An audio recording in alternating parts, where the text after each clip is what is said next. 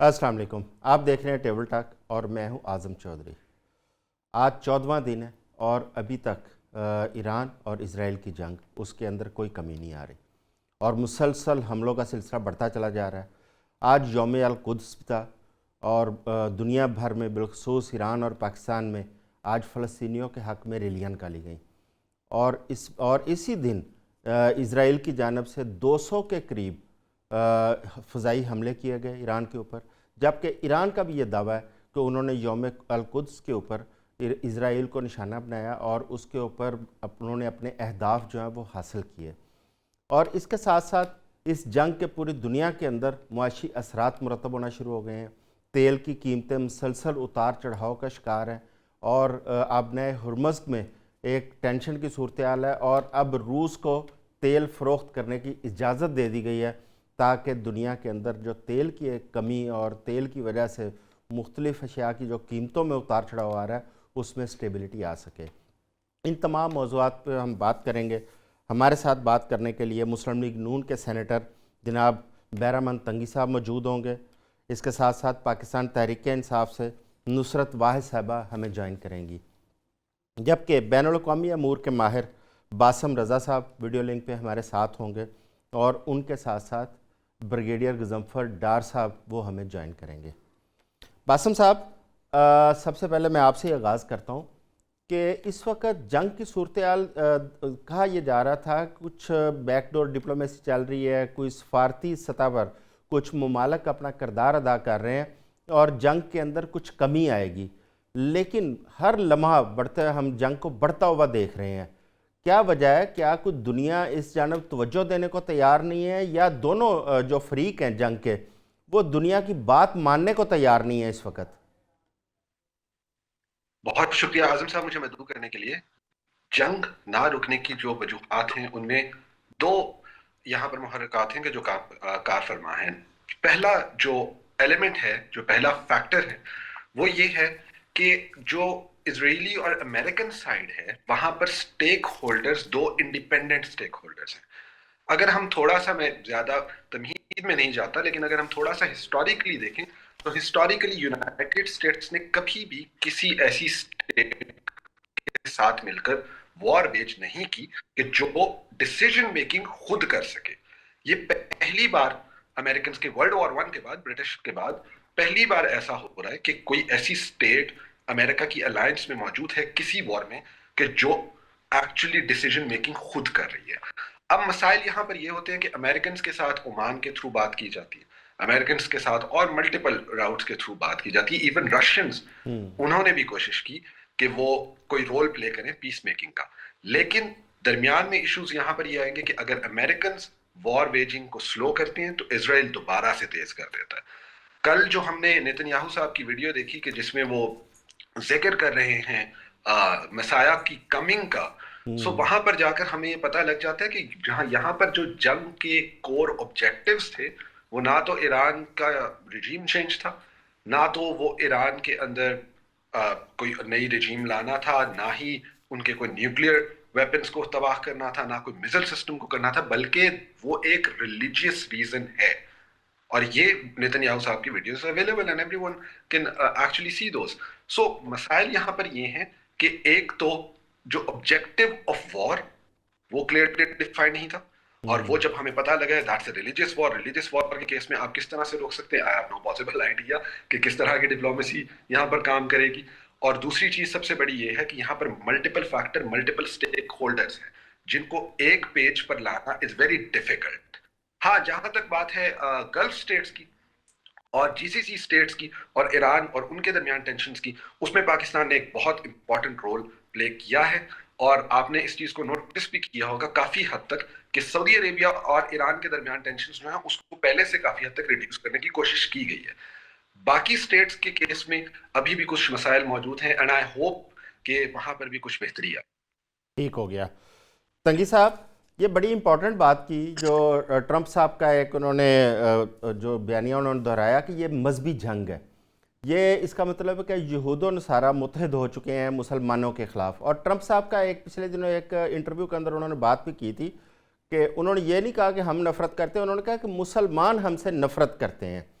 اگر دوسری جانب اس کو مذہبی جنگ قرار دیا جا رہا ہے تو مسلمان ممالک جو اس وقت امریکہ کے ساتھ کھڑے ہیں، کیا ان کو یہ احساس نہیں ہو رہا کہ اگر یہ مذہبی جنگ ہے تو انہوں نے کس سائیڈ پہ کھڑے ہونا چاہیے ان کو؟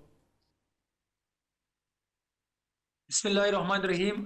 شکریہ اعظم چودھری صاحب۔ میں اس جنگ کو مذہبی جنگ نہیں کہوں گا اور نہ یہ مذہبی جنگ ہے۔ دیکھیے، جب سے امریکہ نے اور اسرائیل نے ایران پہ حملے کرنے کی کوشش کی تو جنگ شروع ہونے سے پہلے امریکہ نے ریجیم چینج کی بات کی تھی، اور اس نے کہا کہ ہم ایرانی عوام کو آزادی دلائیں گے۔ تو یہ جنگ صرف ریجیم چینج کے لیے ہے، باقی اگر نیوکلیئر پروگرام کے لیے بات کی یا کچھ اور بات کرتے ہیں یا مذہبی جنگ کی بات کرتے، یہ بالکل میں اس سے متفق نہیں ہوں۔ صرف یہ جنگ ہے ایران میں ریجیم چینج کے لیے، تاکہ یہاں پر اس کی مرضی کی حکومت آ جائے اور اس کے بقول امریکہ کی کہ عوام کو ہم نے آزادی دلا دی۔ جہاں تک میں اس وقت جو تین چیزیں بہت اہم ہے، میں پہلے دن کے جنگ جب چڑھ گئی اور ایران یہ جو انڈیا اور اسرائیل کی گٹھ جوڑ سے جب خطے کو جنگ نے لپیٹ میں لیا، تو پہلے دن میں نے کہا تھا کہ ایران کو چاہیے کہ وہ مذاکرات کے ذریعے، مشاورت کے ذریعے، ڈپلومیٹک طریقے سے، نہ کہ یہ ہمارے جو اسلامی ممالک ہے وہاں پہ امریکن بیس پہ ہڈوں پہ وہ حملے کرے۔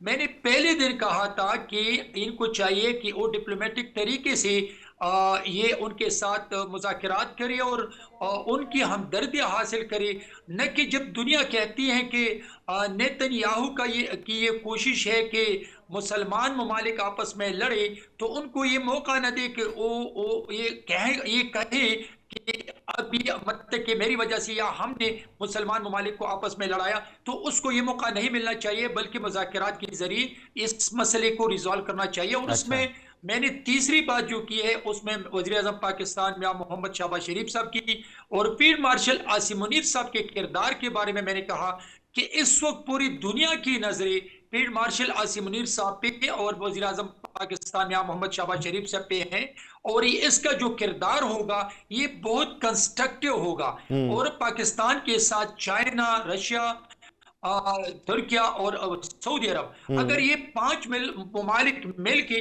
تو اس جنگ کو نہ صرف ختم کروا سکتے ہیں، جو کہ اسلامی ممالک ہے ان کے ایک مضبوط طریقے سے ان کے آپس میں ایک اتحاد بنا سکتے ہیں۔ تو میں اس کو مذہبی جنگ نہیں کہتا ہوں، اور نہ اس کو میں تیسری عالمی جنگ کی طرف جانا کہوں گا۔ میں سمجھتا ہوں کہ پاکستان کا رول بہت کنسٹرکٹیو اچھا، ہے، اس میں اور آپ دیکھ رہے ہیں تنگی صاحب، اسی میں جو کل ہمارے پرائم منسٹر اور فیلڈ مارشل صاحب کی سعودی عرب کا دورہ اور وہاں پہ جو ملاقاتیں ہوئی ہیں، ان کی کیا امپورٹنس تھی اور اس کا کیا نیٹ شل کیا ہے کہ ان ملاقاتوں کے بعد کیا فیصلے کچھ آپ کے علم میں آئے ہوں گے؟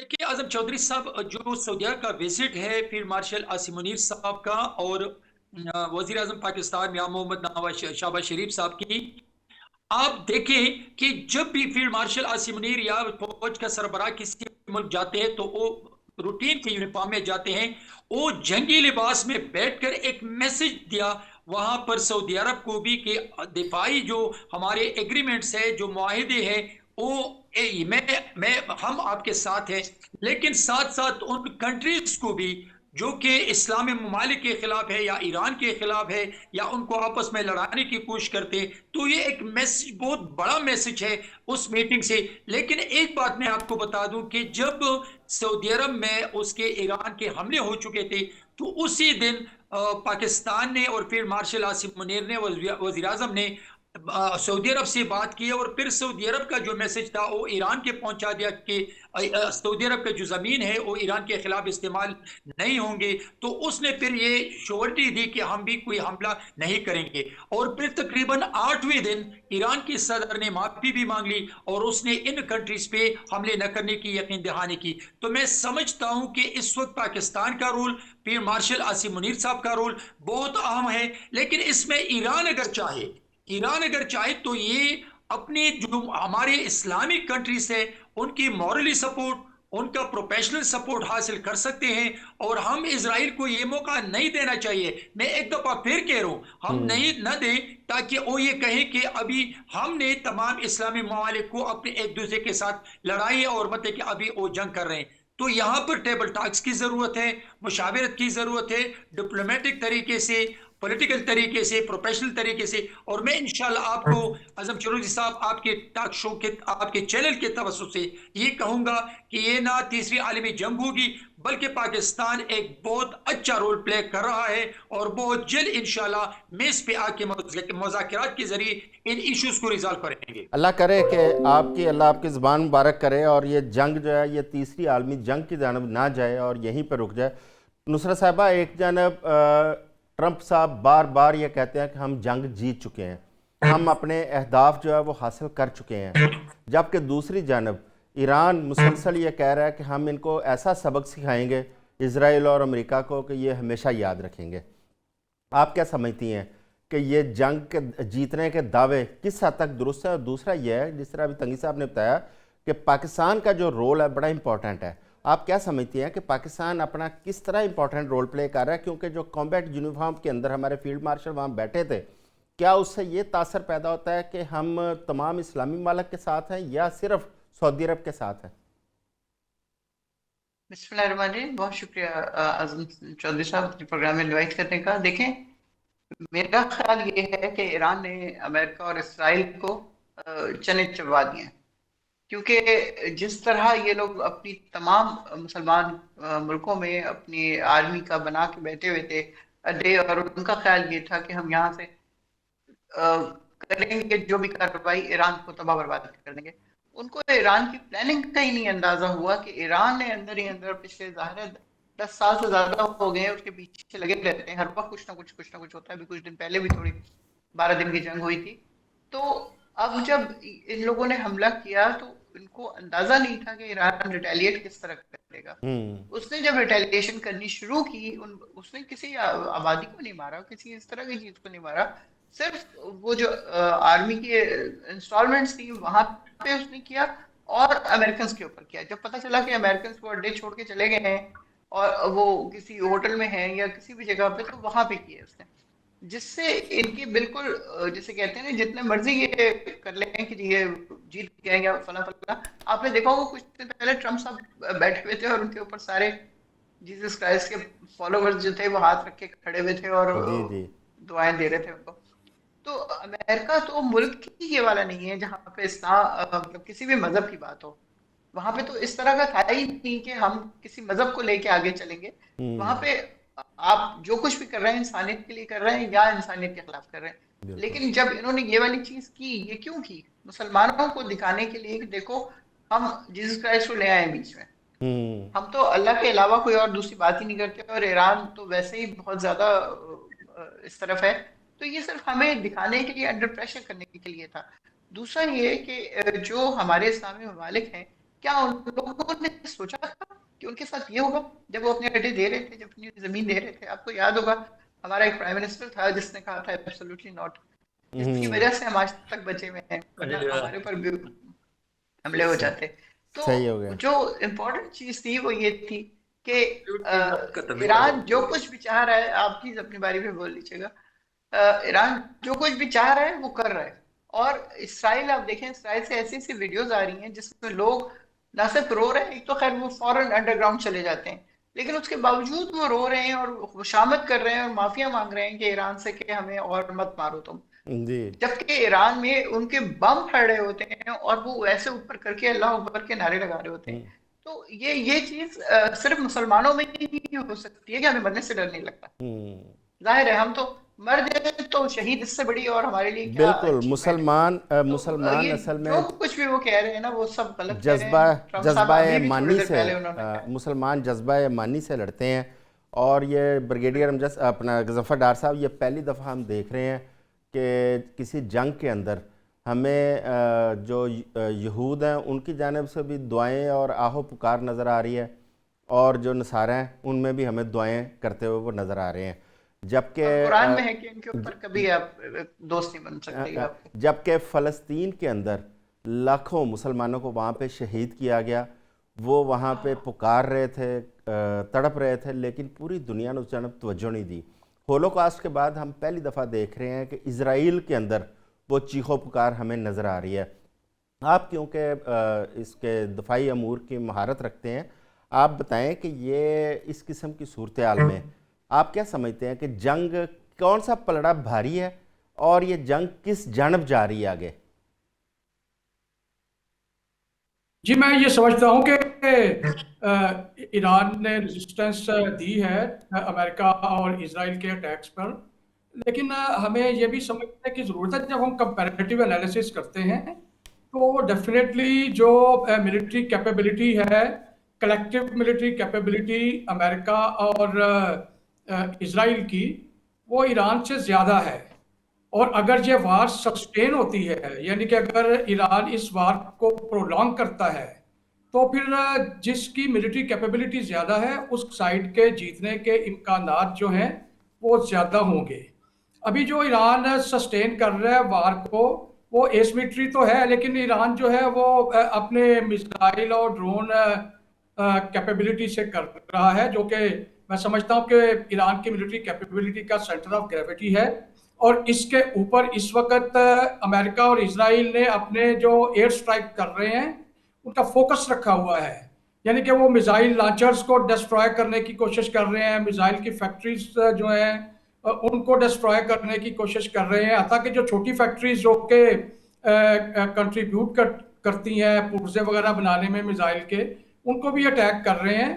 اور یہ امریکہ کا دعویٰ ہے کہ ہمارا انٹیلیجنس نیٹ ورک جو ہے وہ اتنا ایفیکٹو ہو گیا ہوا ہے کہ ہم ایکوریٹ ٹارگٹ ایکوزیشن اور انگیجمنٹ جو ہے وہ کر رہے ہیں. اور اس سے یعنی کہ they claim that they are taking a heavy cost of Iran's military capability. ابھی اس میں یہ ہے کہ دیکھیں ایران ابھی تک تو سسٹین کر رہا ہے، لیکن جو رپورٹس جو کہ امریکہ دعویٰ کر رہا ہے، امریکن جو ان کے سیکرٹری وار ہیں ہیکسٹریٹ اور ان کے جو چیئرمین جوائنٹ سٹاف ہے، انہوں نے بھی دعویٰ کیا ہے کہ جو ایران کی میزائل لانچنگ کیپیبلٹی ہے وہ کہتے ہیں ہم نے اس کو 90% ڈسٹرائے کر دیا ہے. اس طرح جو ڈرون کیپیبلٹی ہے وہ کہتے ہیں ہم نے 86% اس کو ڈسٹرائے کر دیا ہے. تو اس کا مطلب ہے کہ اگر وار پرولونگ ہوئی تو اس میں ایران کے لیے پرابلم ہوگا. ایز آف ناؤ ڈیفینیٹلی انہوں نے ایران کو اس حد تک ڈسٹرائے کر دیا ہے، آلدو رپورٹس تو نہیں آ رہی، لیکن جتنی ایئر ایفرٹ جو ہے امریکہ اور اسرائیل انہوں نے فوکس کی ہوئی ہے ایران کے اوپر، اس سے مجھے لگتا ہے کہ ایران کی جو انفراسٹرکچر کی ڈسٹرکشن ہوئی ہے، جو اس کی ملٹری کیپیبلٹی کی ڈسٹرکشن ہوئی ہے، جو اس کی دوسری سیوک اور وار فائٹنگ کیپیبلٹی کی اور فیسلٹیز کی ڈسٹرکشن ہوئی ہے، میرا اپنا یہ اندازہ ہے کہ ایران کو کم از کم انہوں نے 30 سے 35 سال پیچھے جو ہے پھینک دیا ہے. اور اتنی ایفرٹ چاہیے ہوگی اس وار کے بعد ایران کو دوبارہ سے ری بلڈ کرنے.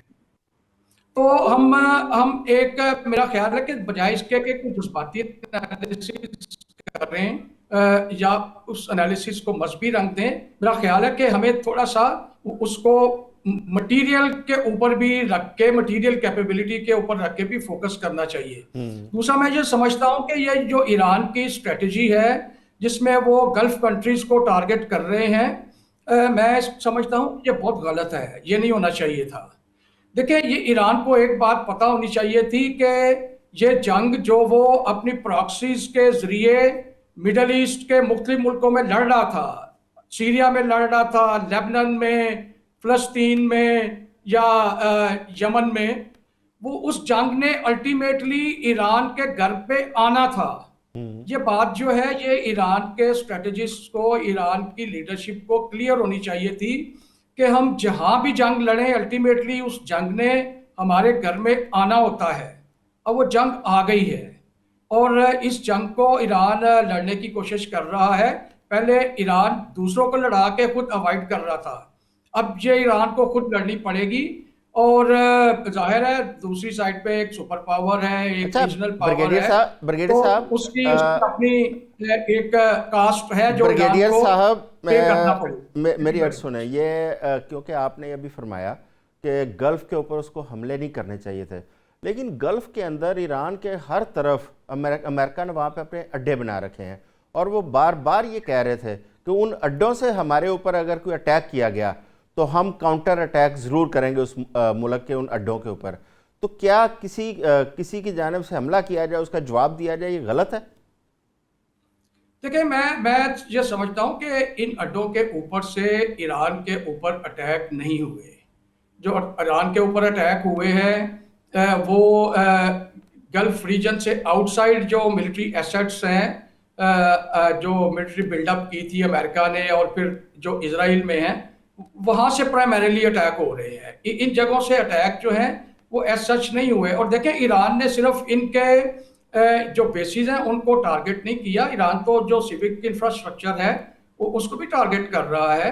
اور اس میں جو خاص طور پہ میں سمجھتا ہوں کہ پاکستان حالانکہ حمایت کر رہا ہے ایران کی بڑی، اور یو این میں بھی جو ریزولوشن پاس ہوئی ہے اس میں پاکستان نے اس ریزولوشن کے حق میں ووٹ دیا ہے جس میں ایران کے اوپر اٹیک کی کنڈمنیشن کی گئی ہے. تو اس میں یہ ہے کہ پاکستان تو یہی کوشش کرتا رہا ہے کہ ایران اور جو مڈل ایسٹ کے کنٹریز ہیں ان کے بیچ میں کوئی جنگ نہ شروع ہو جائے یا کوئی ملٹری کانفلکٹ چلے نہ شروع ہو جائے. باسم صاحب کو شامل کرتے ہیں، وہ بھی بڑی گہری نظر رکھتے ہیں بین الاقوامی امور کے اوپر. باسم صاحب، ابھی بریگیڈیئر صاحب فرما رہے تھے کہ ایران کا بہت نقصان ہوا، بلا شبہ نقصان ہوا. کیا ایران کا اس حد تک نقصان ہو چکا ہے کہ ایرانی پریزیڈنٹ وہ اس پوزیشن میں ہیں کہ ابھی بھی کہ وہ انہوں نے شرائط رکھی ہیں؟ انہوں نے کہا کہ اگر جنگ بندی کی طرف جانا ہے تو سب سے پہلے ایران کے آئینی حقوق ان کو تسلیم کیا جائے. دوسرا، جنگ کے دوران ایران کا جو نقصان ہوا ہے اس کا ازالہ کیا جائے، ہرجانہ ادا کیا جائے. تیسرا، انہوں نے کہا تھا کہ کوئی ایسی گارنٹیاں درمیان میں آئیں کہ آئندہ دوبارہ ایران کے خلاف اس قسم کی جارحیت نہ ہو. اگر ایک ملک اتنا واقعی اس کا نقصان پہنچ چکا ہو تو کیا وہ اس پوزیشن میں ہوتا ہے کہ وہ شرائط رکھ دے جنگ بندی کے لیے؟ اس کوسچن میں اس سے پہلے یہ ایک دو پوائنٹس ہیں کہ جن کو میں کلیریفائی کر دینا چاہوں. سینیٹر صاحب کے ساتھ معذرت کے ساتھ، ڈپلومیسی کا جو معاملہ تھا، مذاکرات کا جو معاملہ تھا، مذاکرات کے 5 دورے جاری تھے ایران کے یونائٹڈ اسٹیٹس کے ساتھ، اور مذاکرات کے دوران حملہ کیا گیا تھا. اب یہ چیز پچھلے سال 12 ڈے وار کے دوران بھی ہوئی اور یہ اس سال دوبارہ ہوئی. سو جب یہ چیز دوبارہ ہوتی ہے تو ایسی صورت میں اسٹیٹ کبھی بھی ٹرسٹ نہیں کرے گی، ایرانین اسٹیٹ، امریکنز پہ نہ ہی اسرائیلیز کے اوپر مذاکرات کے لیے. تو یہاں پر ایک تھرڈ پارٹی کی ضرورت ہے، اور میرے مطابق پاکستان ایک بہت اچھی تھرڈ پارٹی ہو سکتا ہے یہاں پر. دوسری چیز یہ ہے کہ جہاں تک بریگیڈیئر صاحب نے ذکر کیا کہ جو جی سی سی کنٹریز ہیں وہاں سے حملہ نہیں کیا گیا تھا. دیر از اے ریکارڈڈ فیکٹ کہ ہائی مارس میزل سسٹم جو کویت میں ڈپلائڈ تھا، اس نے وہاں سے میزلز اٹیک کیا ایران کے اوپر، اور جو کہ ریکارڈڈ بھی ہے، اور وہ اوسٹ کے اوپر ملٹیپل جگہوں کے اوپر یہ ڈیٹیل موجود ہے. تیسری بات یہ ہے کہ ایرانین جو ملٹری کیپیبلٹیز کی آپ بات کریں، دیکھیں اس وقت ایران جس پوزیشن میں موجود ہے وہاں پر اس کے لیے یہ چیز اسرٹ کرنا کہ یہ جو باقی تمام ممالک ہیں اس کے اوپر کس انداز سے حملہ کرتے ہیں، وہ ایک بڑے سمپل انداز سے ہے، کیوس مچا دینا ہے. آپ نے کیا کام کرنا ہے کہ آپ نے کاسٹ آف وار کو بڑھا دینا ہے. ایران اس وقت اس بیسس کے اوپر اپنے جو کارڈز ہیں ان کو پلے نہیں کر رہا کہ کیا ایران جنگ جیتے گا یا نہیں جیتے گا. ہم جانتے ہیں کہ ایران کے اندر انٹائر کمپلیٹ ڈیوسٹیشن ہو چکی ہے، بہت بڑے پیمانے پہ ہو چکی ہے. لیکن ایرانینز کا گول اس وقت یہ نہیں ہے کہ انہوں نے جنگ جیتنا ہے. ایرانینز کا گول یہ ہے کیونکہ وہ جانتے ہیں کہ امریکنز کیا اپنا گول اچیو کر سکتے ہیں رجیم چینج کا؟ بالکل نہیں. کیا امریکنز بوٹس آن گراؤنڈ آ کر یہاں پہ ایک پریکٹیکلی ایک رجیم چینج کر کے ایک نیا گورننس آرڈر امپلیمنٹ کر سکتے؟ نہیں، ایسا بھی نہیں ہو سکتا. ایرانینز یہ بہت اچھی طرح سے جانتے ہیں، اور اس کی کتنی پروبیبلٹی ہے وہ بھی بہت کم ہے. سو ایرانینز کے پاس اس وقت جو نیگوشیٹ کرنے کے لیے، لیوریج کرنے کے لیے موجود ہے وہ ہے انفلکٹنگ ڈیمیج. اتنا ڈیمیج انفلکٹ کر دیجئے اسرائیل کے اوپر اور نیبرنگ امریکن بیسز کے اوپر کہ امریکنز کو الٹیمیٹلی ٹیبل کے اوپر آنا پڑے، اور الٹیمیٹلی ٹیبل کے اوپر آ کر پھر تب وہاں پر یہ بات نیگوشیٹ کی جائے. اور دوسری بات یہ کہ جہاں پر ان کی ڈیمانڈز کی بات ہے تو نیگوسیشنز میں ہمیشہ ہم سٹارٹ ہائی کرتے ہیں اور پھر ہم سلولی نیچے آتے ہیں. تو یہاں پر بھی معاملات جو ہیں وہ اسی طرح کے ہیں. یہاں پر ایرانین ملٹری کیپیبلٹی کی جنگ جیتنے کی بات یہاں پر نہیں ہے، اور یہاں پر جنگ جیتنا is not actually dependent on modern warfare. Brigade صاحب مجھ سے بہتر جانتے ہیں ماڈرن وارفیئر کے اندر جو جنگ جیتنا ہوتا ہے وہ اس بالکل جو اپیرنٹ میٹیریل ایکوزیشن ہوتی ہے اس کے اوپر بیسڈ نہیں ہوتا. تو یہاں پر جو ایرانین رول ہے وہ وہی ہے کہ ریزسٹ کیا جائے کنسسٹنٹلی ملٹیپل جگہوں کے اوپر. ان تمام ممالک کو بار بار اگر ٹارگٹ کیا جا رہا ہے تو میرے خیال میں اس میں I think and I believe بھی یہ کہ یہ ایک اسٹریٹجک مسٹیک ہے، لیکن میرے خیال میں اس میں ان کی منطق یہ ہے کہ ان تمام ممالک کو اس لیے ٹارگٹ کیا جائے تاکہ یہ بھی پریشر ایگزرٹ کرے ٹھیک ہے امریکنز کے اوپر اپنی الائنس کی بیسس پر. اچھا نہیں تو جو ایرانی پریزیڈنٹ کی جانب سے جو 3 مطالبات آئے ہیں، کیا ان میں سے کسی مطالبے کو مانا جا سکتا ہے یا دنیا اس پر غور کرے گی؟ دیکھیں جی ایسے تو مطالبے کو ظاہری سی بات ہے، آپ بھی جانتے ہیں اور میں بھی جانتا ہوں امریکنز کبھی نہیں مانیں گے، اسرائیلیز کبھی نہیں مانیں گے. جو میں نے پہلے بات کی تھی اس وار میں ڈیسیجن میکنگ کی لیڈرشپ کی، وہاں سے ہمیں پتہ لگے گا کہ کون سے مطالبات مانے جائیں گے اور کون سے نہیں مانے جائیں گے. اس وار میں آپ نے بھی لگاتار دیکھا ہوگا کہ یہاں پہ ڈیسیجن میکنگ جو ہے وہ ہو رہی ہے تیل ابیب سے، واشنگٹن سے نہیں ہو رہی. سو اگر تیل ابیب سے ہو رہی ہے تو ایرانینز جو مرضی مانگ لیں، Tel Aviv is not going to restrict them to اینی تھنگ. تیل ابیب سے بنجامن نیتن یاہو کسی بھی قسم کی ایرانین ڈیمانڈ کو پورا نہیں کریں گے. اچھا بس اور یہ ایک چیز اور بتائیے گا، اب کیونکہ نیٹو نے ایک میزائل انٹرسیپٹ کیا ہے جو ایران سے ترکیہ کی جانب چلا تھا، کیا نیٹو باقاعدہ اس جنگ میں شامل ہو چکا ہے؟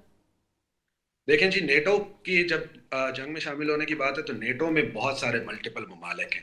کیا وہ تمام ممالک خاص کر جو یورپین سٹیٹس ہیں اور یورپین پاورز ہیں آپ ان کو اس فلیگ آف وار کے نیچے لا سکتے ہیں؟ نہیں.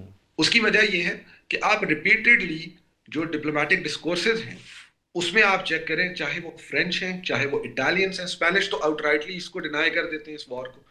ملٹیپل سٹیٹس ادر دین برٹش بھی ایک حد تک اس میں انوالو ہونے کی بات کریں. انہوں نے یہ بات کی کہ وہ اپنے ایئر کرافٹ کیریئر کو لے کر آئیں گے، لیکن اس کے بعد وہ اس بات سے بھی مکر گئے اور وہ ایئر کرافٹ کیریئر کو واپس لے گئے. یہ جو یورپین پاورز ہیں وہ اس جنگ کا حصہ نہیں بننا چاہتی. اس کی سب سے بڑی وجہ رشیا کا یوکرین میں ان کے بیک یارڈ میں ہونا بھی ہے.